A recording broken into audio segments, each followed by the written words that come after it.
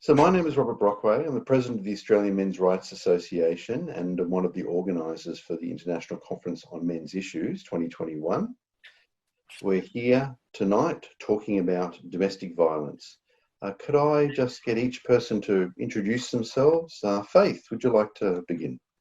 Yep, my name's Faith DeCarlitz. I'm unfortunately part of this club due to my son being a victim of domestic violence for 4 years and finally murdered by his female partner in February of 2021. His name's Jari Weiss. Okay. Thanks, Faith. Not. Yeah, I'm part of this club because I have a very unfortunate habit of choosing women just like my mother, and that has meant that over the years I've managed to learn a lot about domestic and family violence from lived experience. So I spend quite a bit of time thinking about that and telling my story as a secondary. My main motivation is to stop all domestic violence towards all people and all forms of it. Absolutely. Greg. G'day. I'm Greg. 20, I don't know, where would you put it, about 25 years been involved in a domestically violent relationship. So I'm quite a veteran. Things are better now, definitely, for me. But lots of experience along the spectrum. That's so I've got some experiences to share. Mm-hmm. And Natalie. I don't have any experiences. I don't have any necessarily backstory. I literally tripped down the rabbit hole. And it was a silly little flippant comment I made on Facebook that sent me down this rabbit hole, and started joining groups or getting added to groups, and the truth started to come out, and I started to speak up louder. Greg will be a witness to that. We went to a conference 5 years ago where there was about at least 500 people, all about domestic violence. And there was only 3 of us there to talk about male victims of domestic violence. And Greg and Phil sat back and let me do the talking because I was apparently doing really good. They're just like, okay, that's our girl. So I've been doing this for 7 or 8 years now, and because of that, Rob and I now do the Tackle Box, which you can find on YouTube and Facebook. So that's actually a good place to start. So you were there, you were the 3 of you at that conference, 500 people, and it'd be fair to say there was a bit of a bias, wasn't there, at the conference? Would that be a reasonable position? Oh shit, yeah, absolute bias. It was public registration. Found the link online, shared it around. Oh, I think Phil shared it with me, and I thought, well, let's go. We've all got experiences to share here, and it was extremely biased. We sat in a round table at one point, and Phil was trying to convince the other participants on the round table that we could actually be there, that we could exist. And clearly, we've been through that, and this is where Natalie and them were literally going head to head, and I just realised that you can't convince an industry that you exist. No, go on. Well, that's pretty much what that whole experience told me. It was a massive industry. There was all these people involved in one shape, form or another, and very few of them actually involved in directly helping people. Yeah, I think that's a key point. It really is an industry. In fact, we've increasingly come to call it the domestic violence industry, and it really reminds me of President Eisenhower and the military-industrial complex. It's a self-perpetuating machine, and it's not going to try to help people who are being harmed, because if it did that, it would end its own revenue stream. Yeah, exactly, and it's quite a substantial revenue stream now that in Victoria anyway. It's a multi-billion-dollar business. Exactly, and there are a wide variety of organisations that are drinking from the trough, the government trough. So I mean that really leads on to the notion that is something that I often talk about, that domestic and intimate partner violence. Well, I'm going to make a clear point. Domestic and intimate partner violence is not gendered. The mainstream view is that this is something that men do to women. They talk about patriarchal control. The Duluth model is all about that. And yet the data clearly shows that isn't the case. That in actual fact, around about half of all intimate partner violence is reciprocal, which means that in actual fact, both partners are both committing intimate partner violence. And of the remainder, a very high proportion is actually women being violent towards men. It's actually about 2/3 of the remainder. Well, one of the things that I'm particularly interested in is trying to get some science into the whole response to DV and some accountability into it. One of the things that I've found through my experience dealing with the DV industry is that there seems to be no agreed definition on what is and what isn't domestic violence. I'll just refer to domestic violence. I also mean intimate partner violence. Yep. And the whole range. But I know that my ex was able to just say, "Hi, I'm a DV victim," get given free accommodation at a hotel for a night, trundle off, and then come back the next night and sleep in the same bed with me. There's no check, so it's believe the victim, but the victim is of course women. Now, I'm prepared to concede the point that in half, or I'll even concede in most cases, it doesn't matter for me, that may well be founded that, yes, the woman is the victim. But there's just such a massive blind spot and a complete lack of any objective measure. So some of the things that I've been thinking about is there such a thing as a certified domestic violence victim? Who certifies it? Who says? Is it a judge or a psychologist? Is it my psychologist or the person accusing me's psychologist that says, yes, based on everything you've told me and everything you've chosen not to tell me, yes, you're a victim. And even though you've chosen not to tell me all of the stuff where you're the perpetrator. So who determines this? Obviously, if you've got, person A or person B has a stab wound or is dead, well, basically the political war is won there, so you can say, well, chances are they are the victim and the other person isn't.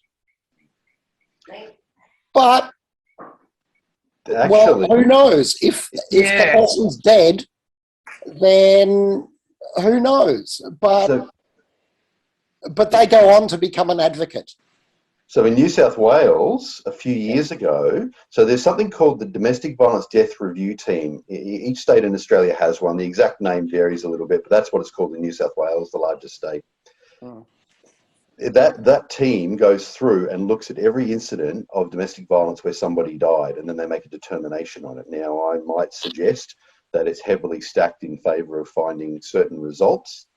At one point a few years ago, I think they've backed off this now, but at one point about 3 or 4 years ago, they claimed that every single incident of a man dying in New South Wales as a result of domestic violence from a woman, he was a perpetrator. They actually said that. That was their determination. Now, what we had was a bunch of men who had died who couldn't defend themselves, and every one of them was being accused of domestic violence. Can I just interrupt? Did you say there that Go for it. domestic violence death team. In New South Wales, they're called the Domestic Violence Death Review Team. Every state's got one. Yeah, okay. The name varies, but yeah, you'll have one, and you can. They have unprecedented access to the police reports. But the thing is, they make a determination, and then the government rubber stamps, the state government rubber stamps that result, and it's virtually impossible to get access to that data to have a look at it. A few researchers have managed to do it, but only basically by agreeing to an NDA where they can't talk about it. I don't know anything about any of that, but I do remember someone saying to me when Jari was murdered that he was actually, they just like tagged him off as female. Is that right? Yeah. So I might look into these guys. Please do. And check. Yeah. Yes. Yes. Yep. There's a lot of concern there. Usually there's a team that's made up of senior police officers, politicians and others. There's usually a couple of government employees. I might know that every single one of the employees that are looked at has been a woman. Interesting that should be the case. And there's usually a couple of women who make a determination, and then the committee rubber stamps it, and the government rubber stamps it, and that's it. And then it's gospel. So all of the men killed are perpetrators, and all of the women killed are victims. So yeah, pretty much. Right. Now, they did back off a little bit. This was about 2016. They made this explicit claim. I've looked in the more recent reports, and they backed off a bit. We did call them out on this, and I think they realised they were pushing it a bit. But they do continue to claim that a high proportion of the men who were killed were perpetrators. So the thing is, this seems very, very absolute. So you've got you take an entire person's behaviour over arguably a relationship, and you say label perpetrator, and then the other person in the relationship label victim. Now that seems to be way too convenient to me. In that I know that I've done some things which I'm ashamed of, and I know that there have been situations where I've suffered some horrendous abuse. So the idea of just taking one person's entire relationship behaviour and wrapping it up into victim or perpetrator just seems arbitrarily... it's very black and white, isn't it? Overly simplistic, particularly where you talk about the mutual violence. That's right. That's right. As I said, a high proportion is reciprocal, as they say. And one of the points that I've made, I wrote a letter to White Ribbon Australia a few years ago on this particular topic. Even if you were only concerned about violence against women, even if you didn't care about violence against men at all, by ignoring women's violence, you are actually preventing an effective response and often putting those women back into that situation, which often results in the women being injured. So if they really cared only about violence against women, they would act to prevent women's violence. Of course. So there are a number of logical and strategic inconsistencies in the whole approach to DV. So I know in the parental alienation discussion we had yesterday, parental alienation against women, where women are the victims, is ignored because it's not strategic to consider. So this isn't...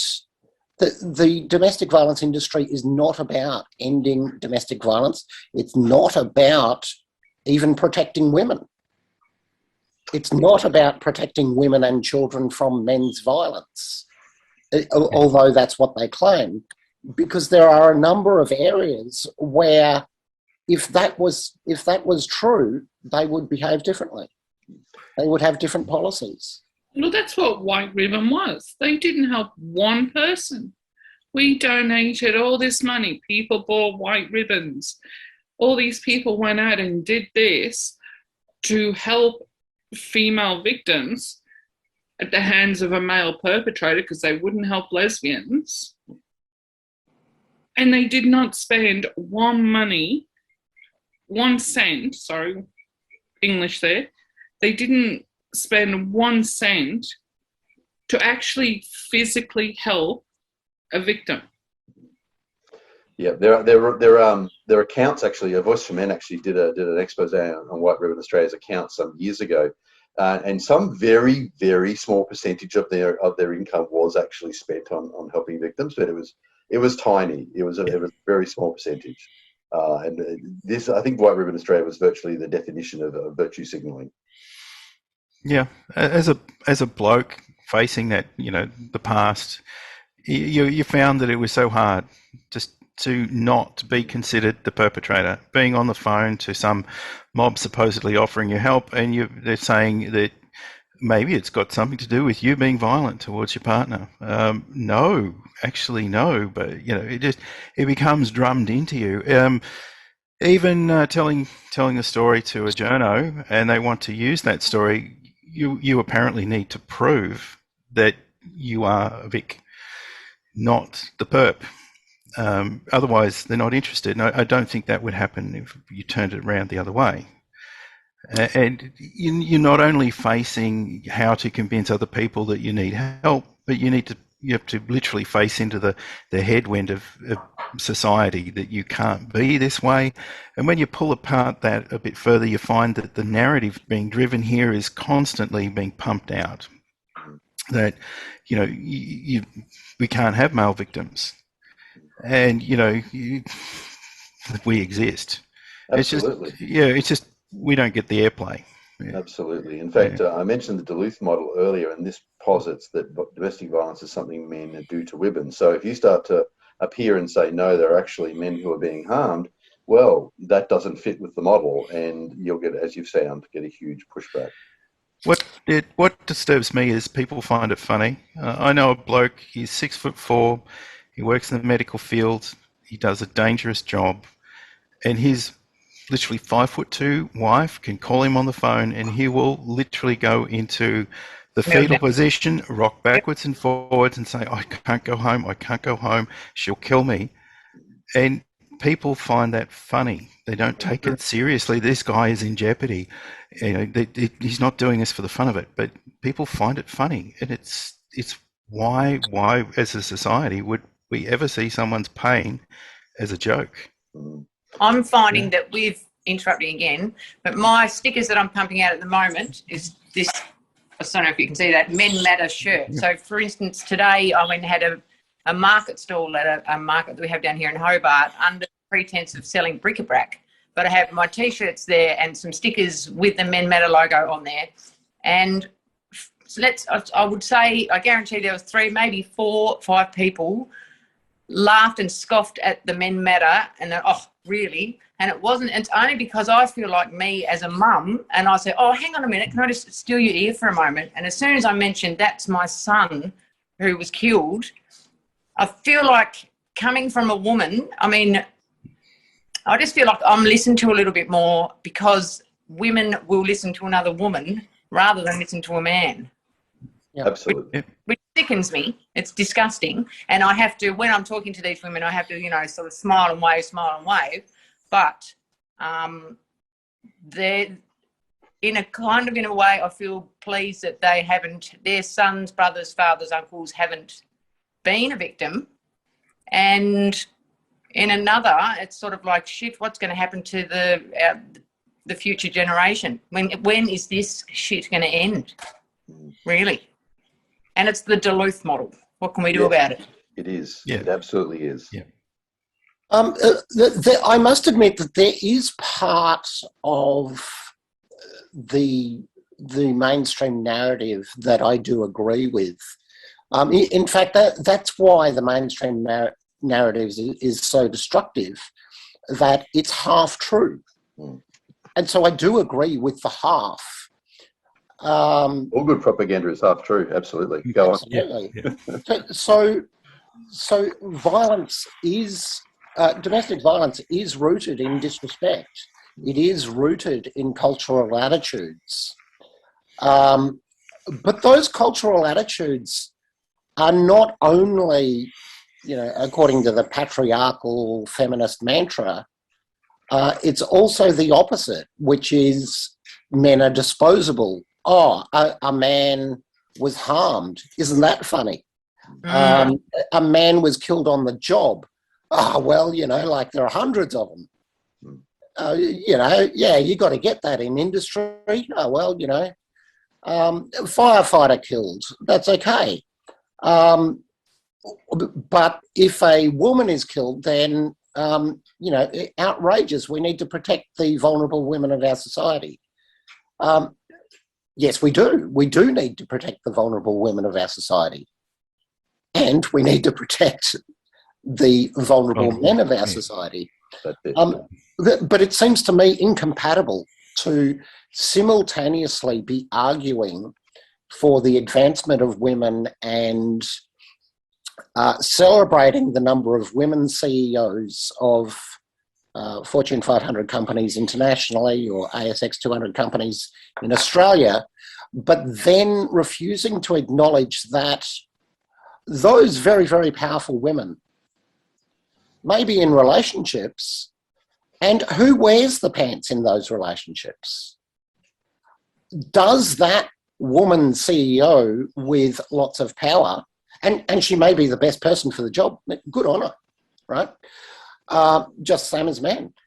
But in that relationship, is she going to be defined preferentially as the vulnerable woman? What about financially or in property settlement or in looking after the kids? Does she then get to play well, I'm a vulnerable woman and all women are disenfranchised and disempowered because we're discriminated against in society? That might, even if that's generally true, in the specific case of that relationship, well, clearly not. So there just seems to be double standards across the board. Well, there is. There's double standards when it comes to domestic violence. There's double standards when it comes to the murder of a child at the hands of the parents.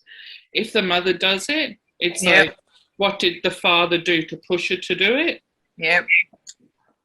What frame of mind was the mother in? Was she suffering postpartum depression? Or it's always given an excuse. As soon as a man does something, he's a monster. He goes to, rotten house like that. Well, that's proof he's a perpetrator. No, but that's it. But that's what I'm saying. As soon as a female does something, what happened to her for her to do something? Yeah. Instead of she's just as bad, you want equality.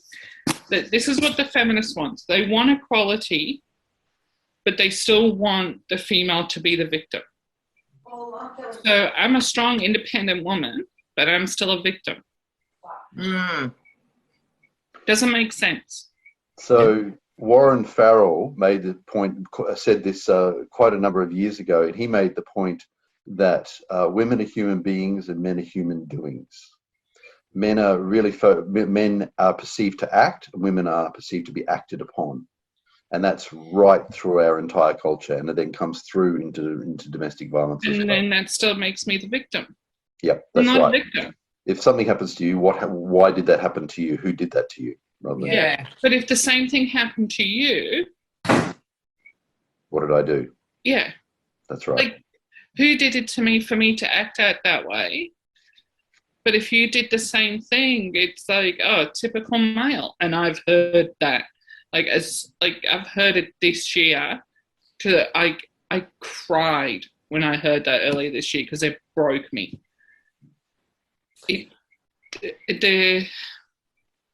There's situations where we've got to take gender out of it. Absolutely. Because with the way the world's going, and I'm not picking on it, I'm just pointing it out, with transgender and non-binary, is it going to be safer for the man to turn around and go, I identify as a female and my lesbian lover beat me up? Is that what it's going to have to? They're then turning into the liar that some of the females turn around and say, oh, he hit me. When he didn't lay a finger on her, she just wants something. She wants custody of the kids. She wants more money. She wants this. Yeah, look, it goes, if you have a drink, if you're a bloke and you have a drinking problem, gambling problem, whatever, suddenly it becomes hashtag patriarchy. It's the injustice that you're showing women. It's not that you have a mental health or whatever issue that needs to be addressed in the correct manner with the correct help. And that's the cause of your domestic violence, or why you're being beaten up, is your injustice towards women. You turn that around and it becomes a completely different story. As you say, it's, well, what did you do to make her hit you?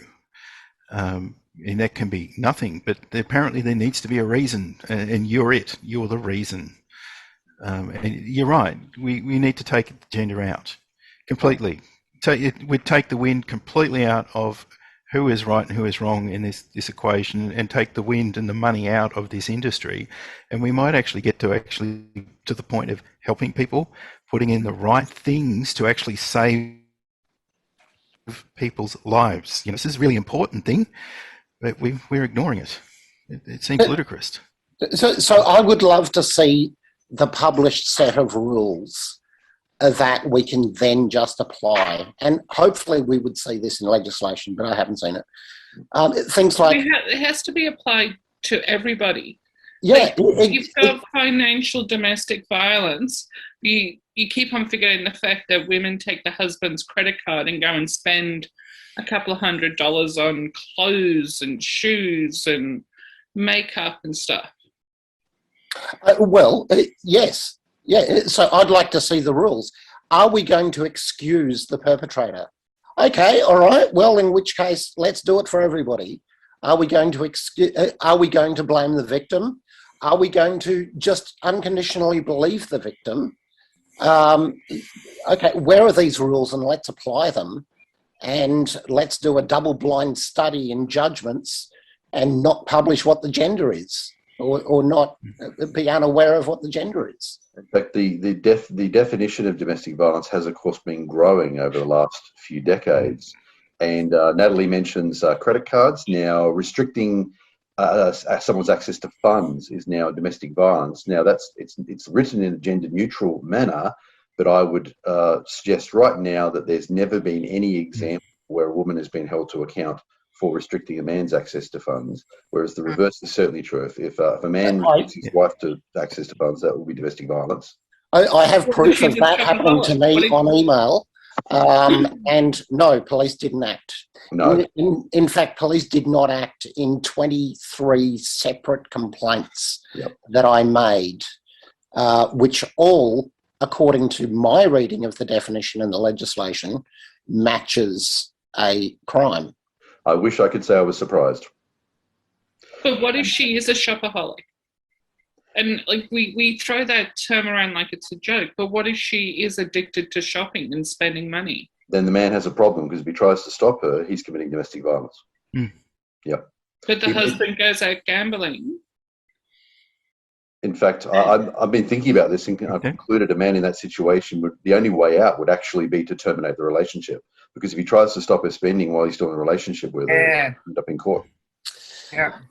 Interestingly, on that point, in terms of terminating the relationship, just in those examples that you gave, if either of those parties is self-aware in that relationship and calls for help and says, hi, we really need help in our relationship, there's going to be a question, is domestic violence involved in this? And if they're actually saying, well, according to the legislation, feeling like I want to restrict spending of the other party, that would be domestic violence. So arguably, yes, there's domestic violence. Or let's say there was a restriction there. Suddenly, counselling is withdrawn. It is too dangerous to intervene. Sorry, all the assistance exists to help you separate and end the relationship. There is no... Very good point. there is no mutual healing. There is no mutual support. There's no official support. It's, oh, there's something wrong here in this spectrum of violence, which can go anywhere from mild criticism up to murder.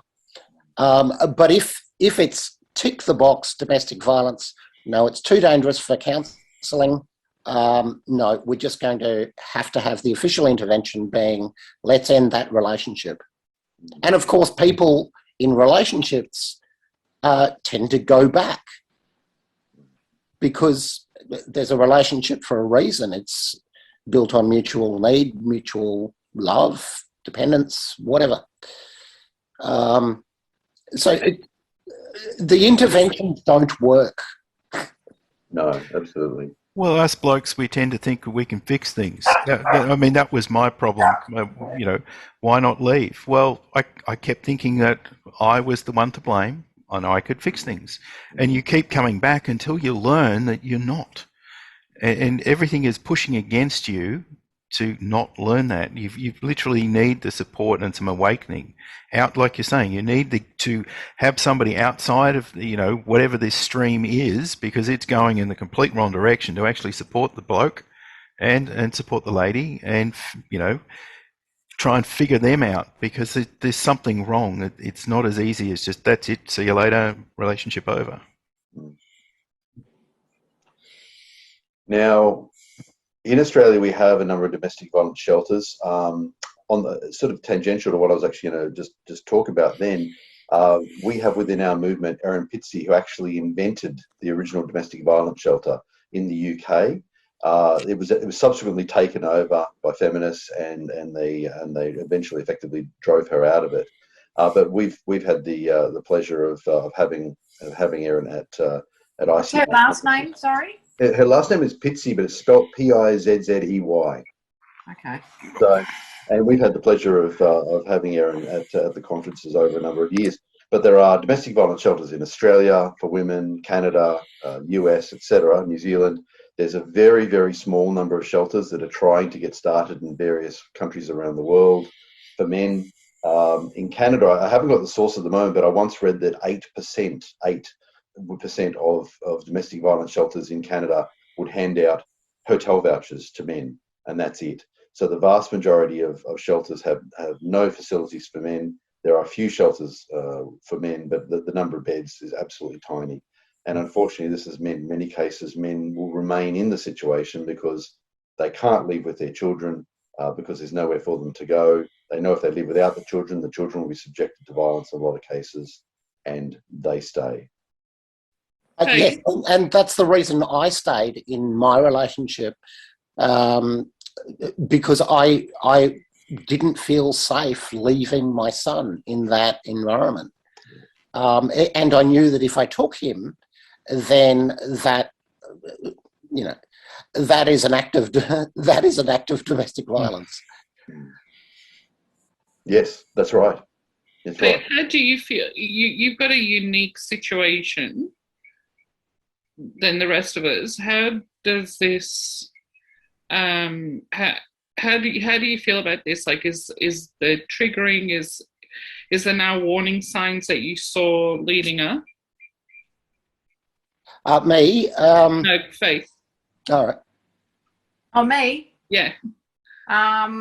Well, prior to my son being murdered, I was not, I hate saying the word, but woke, really. I was one of the, I didn't realise how bad this actually was.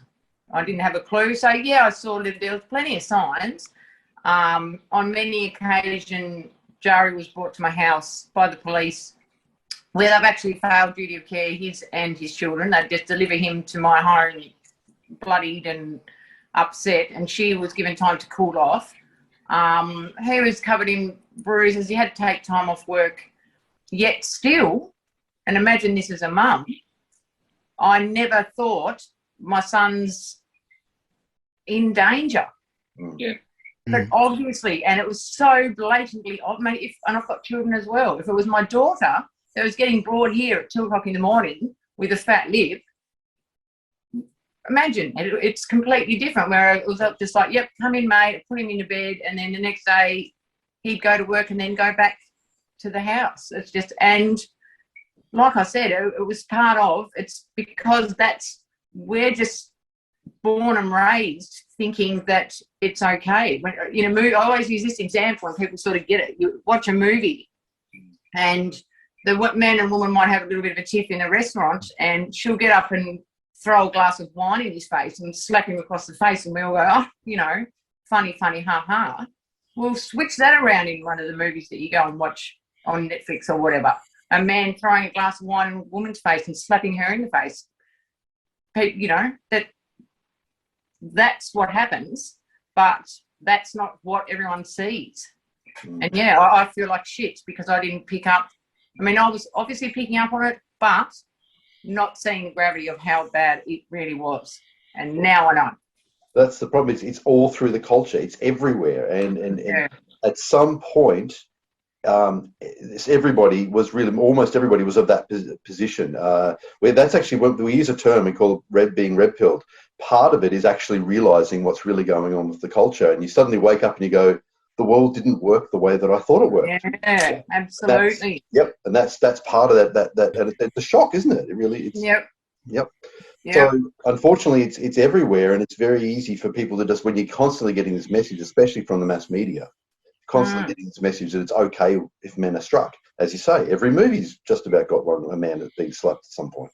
And we've discussed that on the tackle box, that what we see just in fun TV, like even Seinfeld had it where Elaine was pushing the guys violently all the time. And there was big laughter and everything about it. And there was a TV show called Reba where she would constantly slap the male leads in the show, or all the females would slap the male leads, and we'd all laugh about it.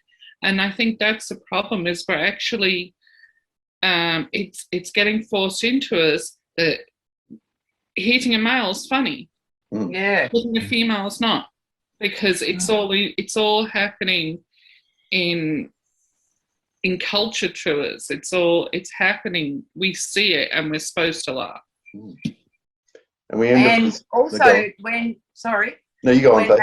When young children are playing and the boy's hitting the girl when they're just mucking around as little taggers, we hear, oh, he's doing that because he likes you. So then you go through your childhood and your teens thinking, oh, you know, that's how boys are because they like me. And then this is where I feel like, please forgive me because I'm not as intelligent as you guys, but I feel like this is why women snap. When women kill someone, they are excused because they snap, because they've taken so much, because this is what boys do.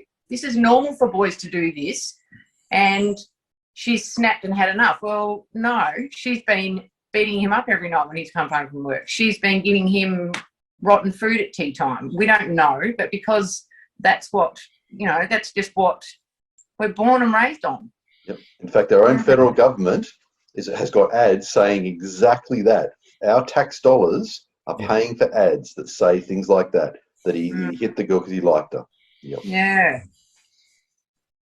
One of the things that I'm particularly big on is the non-physical domestic violence, because it is so easy to look at those physical things, whether it's the physical slap in mainstream media or the physical abuse. It's relatively easy for police to understand it. Either somebody did get hit or didn't get hit. But according to my opinion, 75% of DV is all about the underlying, behind-the-scenes, non-physical coercion and criticisms, character assassination, public ridicule, just gradually wearing people down. Passive aggression. Passive aggression, publicly blaming, undermining friendship networks, career character assassination, career destruction, financial stuff. All of those things are far, I'd say, over the long term, more damaging, unless you actually have a physical assault which ends in death. But in the long term, that's incredibly destructive, and police can't sort of say, they're soul destroying. Yeah, and it destroys generations, and it trains kids to become the next generation of victims and perpetrators. But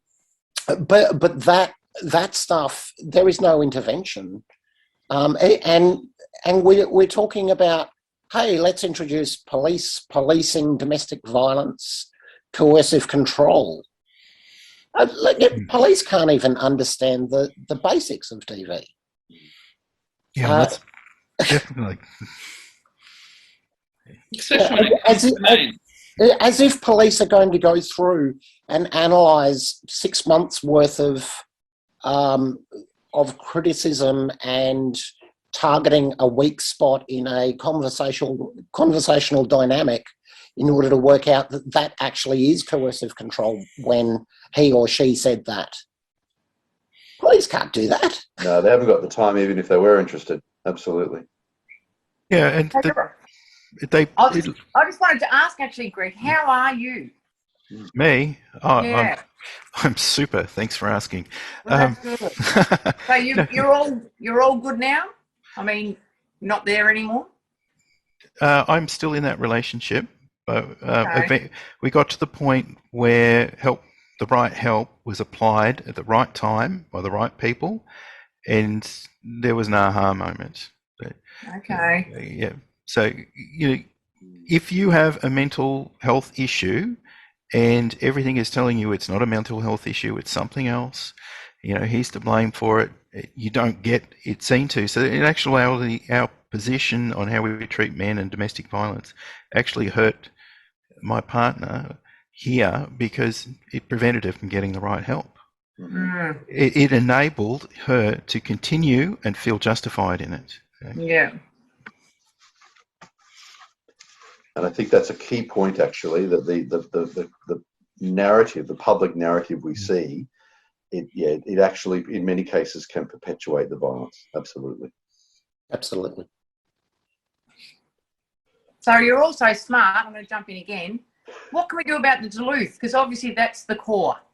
It is. And I speak to so many people, and we're all like, we've got these groups, and everyone's like, yeah, so passionate about it. Nothing, I believe, is going to change until that's ditched. Mm. So what can we do there? Like, actually really start to do something with it. How can you change something that's that massive? Well, what do you want to go, Knock? Yeah. So what are we going to do about the Duluth model? I'd say point to the evidence. The Duluth model comes out and says so he does this to her. Now, that's pure ideology. I mean, all of the areas of DV that the Duluth model talks about, I mean, they are real areas of DV. And where the male is a perpetrator, the Duluth model works perfectly. But it's half of the problem. So to combat the Duluth model, it's easy. If anybody actually wants to look, you say, in what type of relationships is the highest prevalence of domestic violence? Lesbian relationships, followed by male homosexual relationships, followed by heterosexual relationships. Some data has actually found that gay male relationships have lower levels, but what's been consistent across all the data is the lesbian relationships that actually have the highest levels. That's been consistent, even when other rates have varied. That's consistently been the case, and it absolutely cuts straight through the Duluth model. There's plenty of other evidence that the Duluth model is absolute rubbish, and as Mark said, it's ideology. That's all that's behind it. Correct me if I'm wrong, Rob, but wasn't the Duluth model one of the original writers? Didn't he come back later and say it's crap? One of the original. Yes, she did. Yes, that's right. One of the originators of the Duluth model has actually admitted that it's absolutely flawed. And is she dead? I think she's dead because I actually tried to. Yes, her I name tried escapes to me right now. contact her family. That's how much I want to stick a knife in this bit of paper. I didn't get any response back from anyone, but yeah, it's. I get what you're saying, not with all the little bits and pieces, but it's got to be ripped up and chucked out. There's no. It needs to be not there. Yeah. That word Duluth needs to be like fucking, pardon me, but Tupperware. You know, it's just not. It was brilliant, maybe for a while. No more. Time to change. Moved on. That needs to be taken away. So it's about believing whatever story matches the ideology. And so Duluth is just the tool, regardless of lack of evidence, regardless of really logical reasons to discredit it. It's an ideology, and no amount of evidence or facts or data will cause an ideologue, whether a male hater or a female hater, to address the facts. I need to jump in there. We're actually just about hit our maximum time.